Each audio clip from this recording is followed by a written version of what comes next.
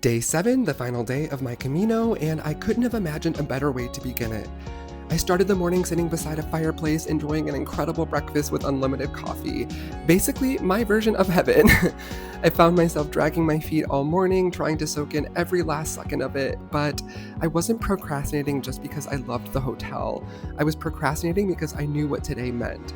I've talked with other people who have completed a Camino before, and there's this strange paradox about the final stage. For days or weeks, you spend all your time counting down kilometers, excited to reach the next stop, the next town, but on the final day, you don't want the kilometers to disappear. You don't want the adventure to end. And of course, the weather decided to finally become perfect today. Where was this the rest of the Camino? I stopped for coffee at what might be the most decorated Camino bar in all of Galicia. I got my stamp and reluctantly continued onward. But honestly, all of my procrastination ended up paying off because somewhere along the route, I met two pilgrims, Martin and Nicky, who were finishing the Via de la Plata, a Camino route that starts over 1,000 kilometers away in Sevilla.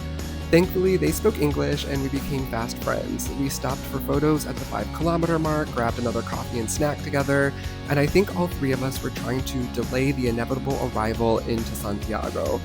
And I'm so thankful I met them because I really didn't want to finish the Camino alone. Their companionship kind of represented what I had hoped to find during this journey all along. The closer we got to the cathedral, the more emotional the atmosphere became. There was this palpable energy everywhere, groups cheering, people hugging, crying, celebrating, laughing, pilgrims from all over the world sharing this one incredibly human moment together. And you can't help but get swept up in all of it. And then, finally, it was our turn, the moment we had waited for, worked for, suffered for, and somehow also dreaded at the same time.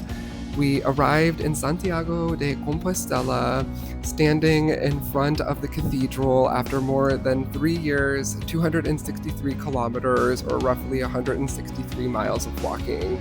We celebrated, took thousands of photos and videos, and watched countless other pilgrims doing the same thing around us. Today ended up being just under 10 miles, which honestly felt like the perfect final stage.